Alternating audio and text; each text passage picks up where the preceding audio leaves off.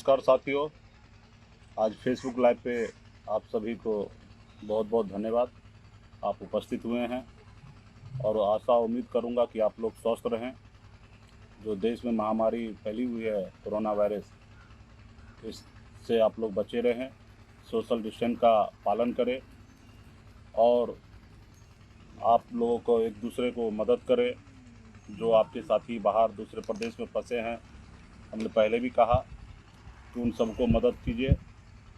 अपने स्तर से जितना हो सके उतना हम लोग भी दिन रात लगातार लोगों को मदद कर रहे हैं और आप लोग से जितना हो सके उतना और सोशल डिस्टेंस का ध्यान में रख कर ही जो भी काम करना है उसको आप लोग फॉलो करें। साथियों, आज मैं एक अहम मुद्दा लेके मैं आप लोगों के बीच में आया हूँ कि आज मैं देख रहा हूँ कि बिहार सरकार, खास करके पहले मैं बिहार सरकार की बात करूँगा, तो बिहार सरकार आज जितने भी हमारे प्रवासी मजदूर आ रहे हैं उसको आप भी सोशल मीडिया के जरिए, टीवी के जरिए आप देखते होंगे, सही से खाने पीने का कोई भी व्यवस्था नहीं है। कहीं ना कहीं सरकार यहाँ पे लाचार साबित हो रहा है। सरकार व्यवस्था नहीं कर पा रहे हैं। और वो कौन है? वो आपके और हमारे भाई है, कोई प्लेन में उड़ने वाला व्यक्ति नहीं है। तो उसके लिए खास करके राज्य सरकार ने, हमें पता चला कि प्रबंधन आपदा विभाग ने एक व्यक्ति के लिए 2400 रुपये खर्च उन्होंने तय किया कि एक व्यक्ति पे पर डे 2400 रुपये हम खर्च कर सकते हैं। और हमें जो जानकारी मिल रहा है, एक व्यक्ति पे 150 रुपये का भी रोज़ का खर्च नहीं हो रहा है। इस तरीके से उनको रखा जा रहा है। तो ये कहीं ना कहीं आने वाले समय में ये बहुत बड़ा एक भ्रष्टाचार होने वाला है और इसको आने वाले समय में हम लोग देखेंगे। और आपको मैं जानकारी के लिए दे दूं कि ये 2400 रुपया एक दिन में एक व्यक्ति के लिए निर्धारित किया गया है। और आप भी जान रहे और हम भी जान रहे, 2 वक्त का खाना और चाय पानी नाश्ता और एक मच्छरदानी और 2 बर्तन दिया जा रहा है और एक साबुन दिया जा रहा है। तो कहीं ना कहीं आप देख रहे हैं कि किस तरीके से भ्रष्टाचार हो रहा है। और भ्रष्टाचार की तो बाद में बात करेंगे, सही से व्यवस्था नहीं दिया जा रहा है। लाइट नहीं है, पानी नहीं, बिजली नहीं, वहाँ पे रहने का सही से ठिकाना नहीं है, किसी खंडर में ला के लोगों को रख दे रहे हैं। तो ये कहीं ना कहीं इसके लिए हम आने वाले समय में बात करेंगे और इस पर आप भी विचार कीजिए कि आखिर ऐसा क्यों हो रहा है, वो भी गरीब मजदूर के साथ। दूसरा, हमने एक बड़े पदाधिकारी से हमने बात किया इस मामले को लेके कि आप ये व्यवस्था को क्यों नहीं देख रहे हैं। तो उनका कहना था कि सर, आज की तारीख में मेरे पास सिर्फ एक ही काम है, सिर्फ राशन कार्ड बनाना। उसके अलावा हमारे पास कोई काम नहीं है। सिर्फ सरकार का ऑर्डर है कि आप दुनियादारी छोड़िए, ज़्यादा से ज़्यादा लोगों को राशन कार्ड आप बनाइए। तो मैं कहना चाहूँगा कि बिहार में 15 साल से नीतीश कुमार जी का सरकार है और एक अनुमानित हमको जानकारी मिल रहा है 30 से 40 लाख लोगों का राशन कार्ड नया बनना है। तो आप बताइए कि ये 30-40 लाख लोग ये नए सिरे से अभी गरीब हो गए, जिसको सरकारी अनाज उनको चाहिए? ये पूर्व से ही गरीब है? तो ये आप तय कीजिए कि ये पूर्व से जब अगर गरीब है तो उसका राशन कार्ड अभी तक क्यों नहीं बना था? 15 साल से आप क्या कर रहे थे? ये सवाल हम आपसे उठा रहे हैं कि 15 साल आप सत्ता में रहे, आपने 15 साल पूर्व में ही राशन कार्ड क्यों नहीं बनाया? अगर वो व्यक्ति अगर उस समय में अगर अमीर था और अभी गरीब हो गया, तो इसका जवाब दीजिए कि 15 साल आपका राज रहने के बावजूद भी आपका लोग आपके राज्य में गरीब कैसे हो रहा है, जिसको सरकारी अनाज पे निर्धारित होना पड़ रहा है। वो भी 30 से 40 लाख लोगों को आप लोग अनाज अभी देने का निर्णय ले रहे हैं। ये पूरा बिहार का जग जाहिर है कि नीतीश कुमार जी आपदा को, एक कहते हैं ना कि गांव में एक कहावत है कि कंठा हमेशा ध्यान रखते हैं कि कब उनके जजमान मरे। तो नीतीश कुमार जी का यही सोच है कि बिहार में कब कब कब आपदा आए। जैसे कोसी में बांध टूटा गया, उसमें लोगों को कुंटल अनाज दिया, उसका बदले में सरकार बना लिया। तो हमेशा ऐसे ऐसे परिस्थिति को वो हमेशा ध्यान रखते हैं और यहाँ पे भी वही कर रहे हैं कि हम कुछ चावल कुछ अनाज दे देंगे, लोग भूल जाएंगे। लेकिन माननीय नीतीश जी, इस बार कोई भूलने वाला नहीं। उस समय में कुछ ज़िला होता था, इस समय पूरा बिहार के लोग परेशान है और आपको कहीं ना कहीं आने वाले समय में समझाएंगे कि क्या है। तो कहीं ना कहीं ये आपदा का ये बेनिफिट उठाना चाहता है, वोट बैंक की राजनीति करना चाहता है। क्या आप आधार कार्ड बनाए हैं? क्या आधार कार्ड पे जिसके अगर राशन कार्ड नहीं है तो उसका आधार कार्ड के जरिए आप राशन दे दीजिए। बाद में आधार आप राशन कार्ड बनाते रहिएगा, आप ऑर्डर कर दीजिए। तो आप वो करने पे नहीं रहे हैं, प्रशासन को उलझा दिए हैं कि राशन कार्ड बनाइए, और पूरा बिहार का विधि व्यवस्था चौपट है। कहीं ना कहीं सरकार सही से काम नहीं कर रहा। और हमने बहुत बड़े पदाधिकारी से हमने बात किया इस बात को लेके कि क्वारंटाइन सेंटर में सही से खाना पीना नहीं हो रहा है, व्यवस्था सही नहीं है, आप क्या कर रहे हैं। तो उनका एक ही आदेश था कि हम इसके अलावा हमारे पास कोई समय नहीं और मैं ये इससे ज़्यादा कुछ कर नहीं सकता। तो कहीं ना कहीं इस पर भी आपको विचार करना चाहिए। दूसरा कि बिहार में जिस तरीके से मोदी जी 20 लाख करोड़ का स्पेशल पैकेज लाए हैं, वो पैकेज पे तो हम बाद में बात करेंगे, लेकिन कम से कम राज्य सरकार, जब केंद्र सरकार जब स्पेशल पैकेज बना सकते हैं तो राज्य सरकार क्यों नहीं। राज्य सरकार का भी अपना 2.25 लाख करोड़ का बजट होता है एक साल का, और उसके अनुकूल 10% 15% एक स्पेशल पैकेज बना के तकरीबन 20,000 25,000 करोड़ का जो बिहार के लिए लोगों के लिए स्पेशल खर्च करे, उसके लिए सरकार को सोचना चाहिए। और मुझे लगता है कि माननीय नीतीश कुमार जी को जल्द से जल्द स्पेशल पैकेज लेकर जनता के बीच में आना चाहिए, और जनता को किस तरीके से सुविधा दे सके अपने लोगों को, वो लोगों को बताना चाहिए। और ये बहुत बड़ा विषय है कि सरकार को भी अपना राजस्व में से, अपने व्यवस्था में से सरकार को ऐसे आपदा के समय में सरकार को खुल के आना चाहिए। अभी आपने देखा कि श्रमिक जो हमारे मजदूर भाई है, वो सबसे ज़्यादा हिंदुस्तान में सबसे ज़्यादा अगर किसी राज्य का है तो बिहार, बंगाल जैसे या उत्तर प्रदेश जैसे राज्य से हमारा श्रमिक भाई पूरे देश में काम कर रहा है। और अभी एक श्रमिक भाई के लिए 8 घंटे की जगह 12 घंटे का काम करने का कानून उन्होंने केंद्र सरकार लाया है, और वो कहीं ना कहीं ये गलत था, और माननीय नीतीश कुमार जी जल्द से जल्द उसको पास कर दिए। आप बताइए कि थोड़ा उनको सोचना चाहिए कि बिहार के ज़्यादा से ज़्यादा श्रमिक है जो 8 घंटे की जगह अभी 12 घंटे काम करेंगे, तो उस पर क्या बीतेगा। तो कहीं ना कहीं सरकार यहाँ पे लापरवाही है, और कहीं ना कहीं सरकार ध्यान नहीं दे पा रही है कि उनको उनके अपने विजन के साथ कहीं ना कहीं मोदी जी के पीछे पीछे चलने के लिए जो उनका जो है स्थिति है, वो दर्शाता है कि मोदी जी जो भी निर्णय लेंगे वो उसके साथ साथ चाहेंगे। उसी तरीके से हमने आपको क्वारंटाइन के बारे में बताया कि 2400 रुपया खर्च है, और वहाँ पे मुझे नहीं लगता 200 रुपये का भी काम हो रहा है। तो बिहार सरकार को पूरी तैयारी के साथ, राशन कार्ड नहीं है, आपका चूक हुआ है पूर्व में, तो अब आधार कार्ड पे लोगों को राशन देना चाहिए, और सारे पदाधिकारी को सिस्टम को लगाना चाहिए। जो मजदूर हमारे बिहार में लाखों लोग आ चुके हैं और वो कोई सेंटर में खंडर में पड़े हैं, उसको 2 वक्त का रोटी सही से खाना नहीं मिल रहा, उस पर सरकार को ज़्यादा से ज़्यादा ध्यान देना चाहिए और लोगों को चेक करना चाहिए। बहुत ऐसे जगह से खबर आ रहा है कि लोग बाहर से आ रहे हैं लेकिन वो गांव में घूम रहे हैं, लेकिन प्रशासन उस पर नज़र नहीं दे रहे हैं। तो कहीं ना कहीं ये महामारी से भी बचने के लिए करना चाहिए। उसके बाद मैं कांग्रेस पार्टी के राष्ट्रीय अध्यक्ष मैडम सोनिया गांधी जी को मैं धन्यवाद देना चाहूँगा, क्योंकि उन्होंने विपक्ष का भूमिका उन्होंने निभाया। हमारे जो मजदूर भाई जो बिहार आ रहे थे, सरकार के जो ट्रेन चलाएं, उसमें आपको देखे, आपने टीवी पे सोशल मीडिया के जरिए हम लोगों ने कई बार उठाया कि उन्होंने टिकट का किराया पैसा वसूला जा रहा था, वो भी सिंगल नहीं डबल डबल। जो चालू का टिकट होता है 300 रुपया, तो वहाँ 700 रुपया लिया जा रहा था प्रीमियम रेट। तो कहीं ना कहीं विपक्ष ने अपना भूमिका सही निभाया। जैसे कांग्रेस पार्टी की तरफ से ऐलान हुआ कि पूरे देश का श्रमिक को किराया कांग्रेस पार्टी के द्वारा दिया जाएगा, उसी तरीके से केंद्र सरकार हड़कंप में आया और कहीं ना कहीं केंद्र सरकार फ्री करने का कोशिश किया, लिपापोती करने का काम किया। लेकिन ये अगर क्रेडिट अगर किसी को जा सकता है कि श्रमिक को लाने में और उसको किराया नहीं लगे, तो वो सिर्फ कांग्रेस पार्टी के राष्ट्रीय अध्यक्ष मैडम सोनिया गांधी जी का होगा और विपक्ष का होगा। हमने भी आवाज़ उठाया था कि किराया क्यों लिया जा रहा है। हमने भी सरकार को ऑफ़र किया कि अगर सरकार आप अगर सक्षम नहीं है तो 200 बस देने के लिए हम भी तैयार हैं।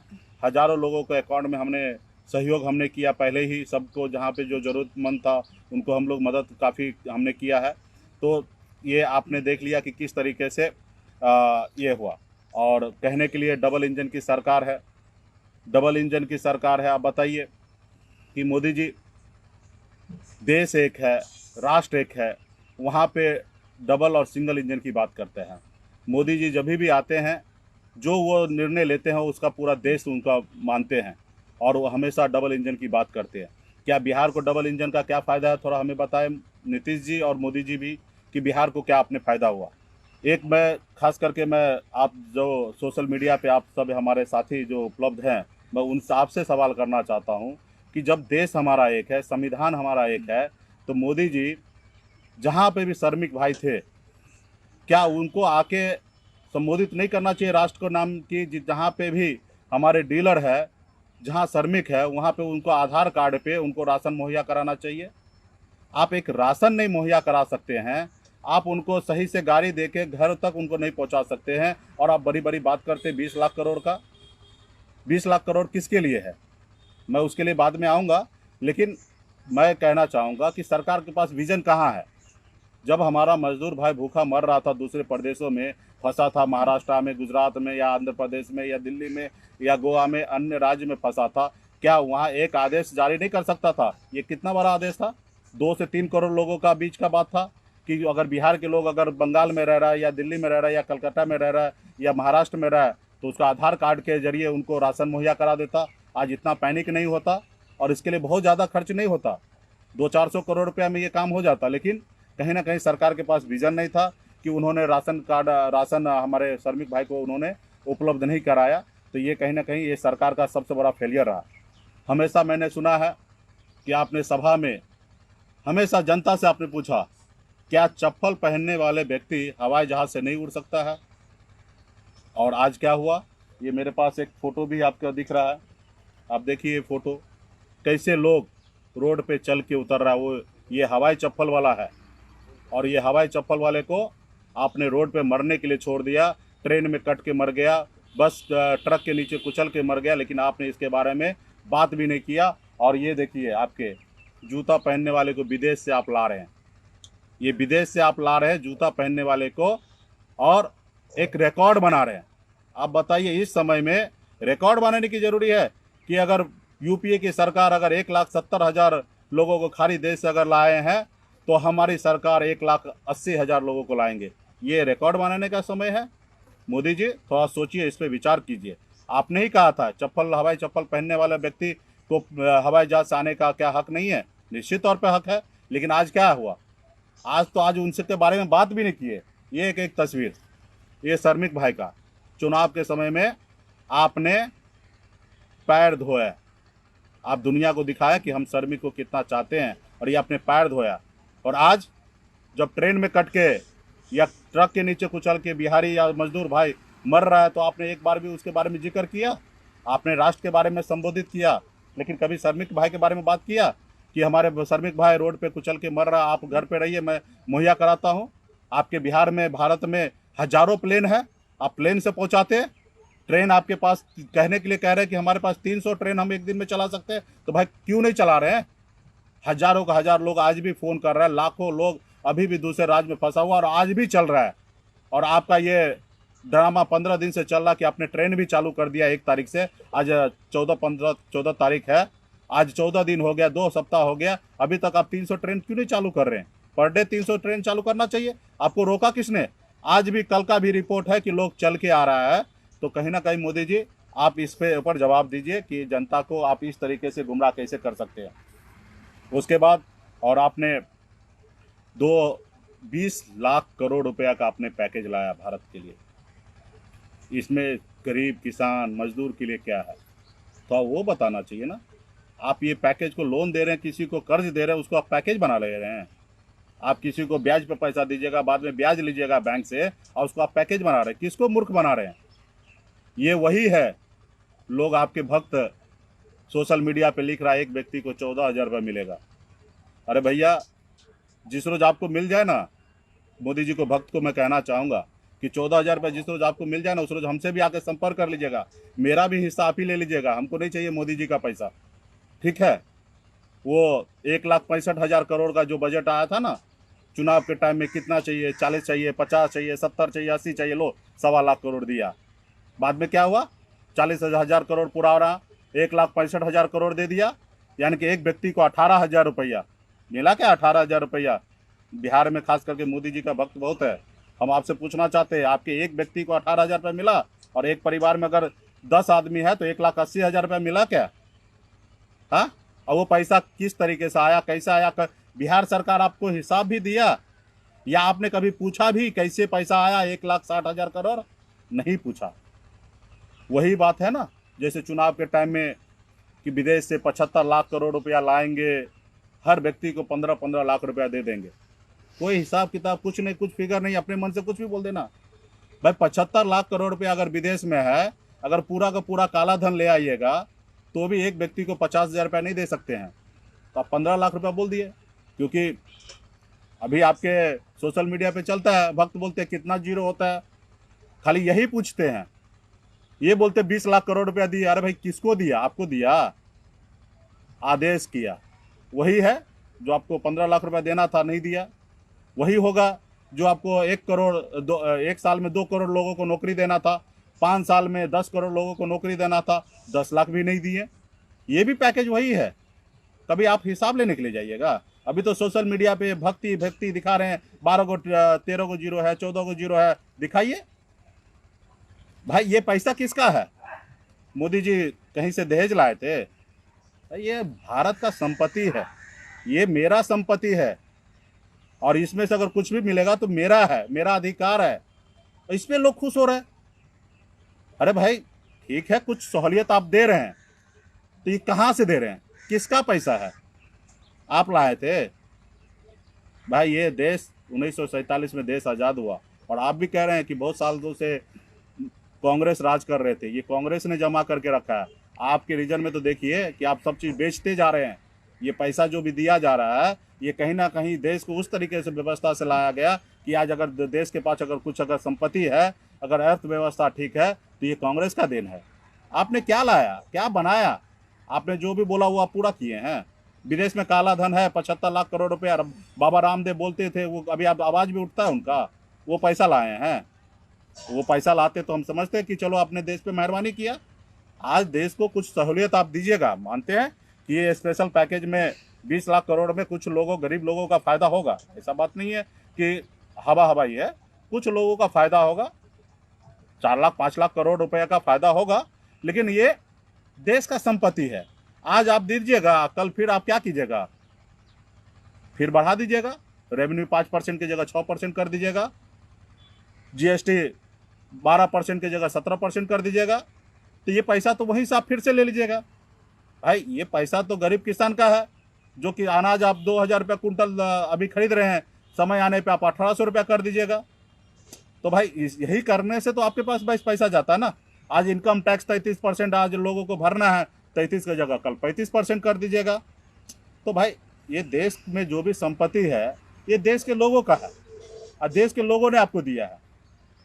तो ये देश पे आप किसी को अगर अभी समय में अगर आप किसी को दे रहे हैं, तो आप मेहरबानी तो नहीं कर रहे हैं ना।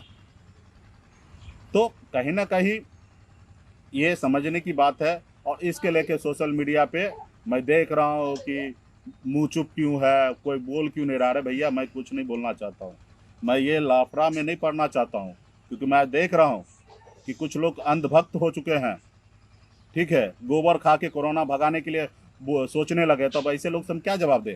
और हमारे तो मिशन है, हम मिशन के पीछे चल रहे हैं, हमारे तो मिशन के पीछे हम चल रहे हैं। हम ये सब उलझन में नहीं पड़ना चाहते हैं।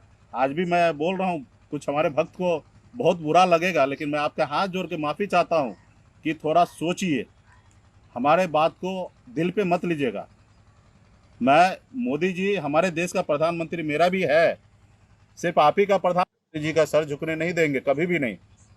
लेकिन रहा कि हम क्या लड़ाई लड़ रहे हैं, हम गरीब मजदूर किसान की लड़ाई लड़ रहे हैं, उनके हक अधिकार की बात कर रहे हैं। और ये हर व्यक्ति का जवाबदेही है, जो व्यक्ति संपन्न है वो गरीब मजदूर की बात करे। अपने लिए तो बेहतर है ही लोगों के पास, लेकिन उनके लिए आप सोचिए। तो इसलिए, और ख़ास करके मैं देख रहा हूँ सोशल मीडिया पे सब समझदार लोग हैं, खास करके मोदी जी का भक्त है ना, समझदार है। थोड़ा आत्मचिंतन कीजिए, सोचिए कि मोदी जी से भी चूक हो सकता है। हर किसी से होगा, कांग्रेस से भी हुआ होगा, और हुआ इसलिए तो सत्ता से बाहर है ना।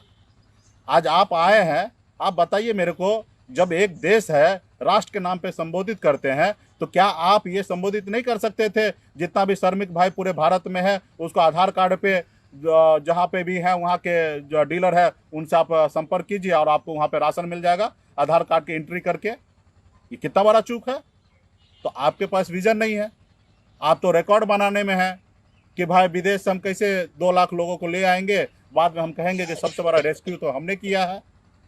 भाई ये रेस्क्यू का समय नहीं है, खास करके रिकॉर्ड बनाने का समय नहीं है। तो कहीं ना कहीं अभी हमने एक पढ़ा कि अभी प्लेन भी चालू होने वाला है, उसमें लिखा है कि जो व्यक्ति जूता पहनने वाला है वही व्यक्ति प्लेन में चढ़ेंगे। अनिवार्य किए हैं, चप्पल पहनने वाला का अनिवार्य नहीं किए हैं, जूता पहनने वाला अनिवार्य किए हैं। तो मोदी जी उस पर भी ज़रा सोचिए। और रहा कि बहुत सारा बातें हैं, ये देश के समय में हम सब का फर्ज बनता है इस संकट से हम लोगों को लड़ना है। आज इसलिए तो हम हज़ारों लोगों के अकाउंट में पैसा दिए, हम आपका ही काम तो किए हैं भाई, ये जवाबदेही आपका था, लेकिन हमने अपना जवाबदेही समझ के हमने काम किया है और आगे भी करूँगा। मैं आपके ऊपर देश नहीं छोड़ सकता हूँ। हर व्यक्ति का जवाबदेही है कि देश को, लोगों को हमेशा मदद करने का। आपने स्वदेशी की बात किया, निश्चित तौर पर स्वदेशी होना चाहिए। ये आज से आवाज़ उठ रहा है, सैकड़ों साल से पहले से आवाज़ उठता है। कपड़ा जलाया जाता था विदेशी कपड़े को, आपने क्या किया है? आज ये 1.5 लाख रुपए का मोबाइल जो एप्पल का आता है ना विदेश से, इस पर 50,000 रुपये आपका कस्टम ड्यूटी होता है, और ये पैसे सब देश को चलाते हैं। आप झूठ मूठ कर नाटक कर, आप आना लाना बंद कर दीजिए ना। अरे भाई विदेश से तो आप जब तक अप्रूवल नहीं दीजिएगा तो एगो चिड़िया तक नहीं आएंगे, एक सुई तक नहीं आएंगे। आप ही ला रहे हैं ना, आप मना कर दीजिए स्वदेशी सब सामान यूज़ कीजिए, विदेश से मत लाइए। अभी जी रहा है ना, 2 महीना से लोग तो जी रहे हैं, ये बात आपने सही कहा। तो नौटंकी करना बंद कीजिए। मैं माफ़ी चाहूँगा कि लैंग्वेज में थोड़ा सा लग रहा है कि गलत है, तो इसको मैं सुधार कर लेता हूँ। ये सब करना बंद कीजिए और देश के बारे में सोचिए, देश के लिए, देश के हित में बारे में सोचिए। और रहा कि आपका 23 मिनट का हमने भाषण सुना, हमने आपका पहला भाषण हमने 2016 में हमने सुना था, जब नोटबंदी आपने किया था। उसके बाद मैं आपका भाषण सुनना बंद कर दिया, क्योंकि मुझे समझ में आता है कि आप ऐसे बोलते हैं और हमको उचित नहीं लगता आपका सुनने का। हम इससे अच्छा बहुत सारा दूसरे सोशल मीडिया पे सुनते, लेकिन आपको नहीं सुनते। लेकिन हम ये आपका संबोधित हमने ज़रूर सुना। 33 मिनट हमने समय बिताया और उसमें सिर्फ 3 मिनट काम का बात आपने रखा, 30 मिनट आपने ऐसे बात रख दिया।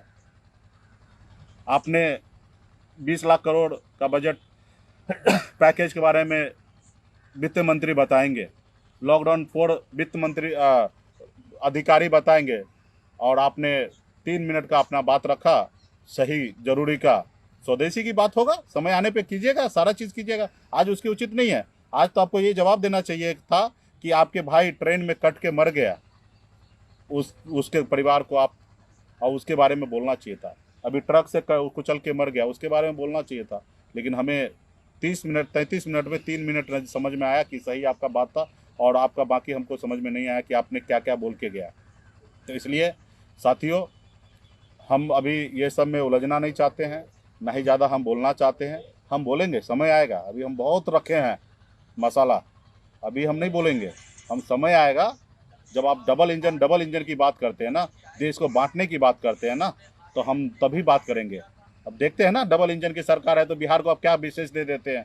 और इसका मतलब जहाँ आपकी सरकार नहीं, वहाँ भूखे मार दीजिएगा लोगों को, वहाँ पे आप नहीं दीजिएगा। भाई देश का प्रधानमंत्री हैं, आपके लिए बिहार भी आपका राज्य है, बंगाल भी आपका राज्य है, दिल्ली भी आपका राज्य है, महाराष्ट्र भी आपका राज्य है, गुजरात भी आप ही का है। ठीक है, वहाँ के सरकार अलग है, वहाँ बात अलग है, लेकिन गुजरात में और महाराष्ट्र में फ़र्क मत कीजिए, बंगाल में, बिहार में फ़र्क नहीं कीजिए। आप देश के प्रधानमंत्री हैं। ये आप डबल इंजन की सरकार कहना बंद कीजिए। हम 2010 से पहले, 14 से पहले कभी नहीं सुनते थे डबल इंजन की सरकार।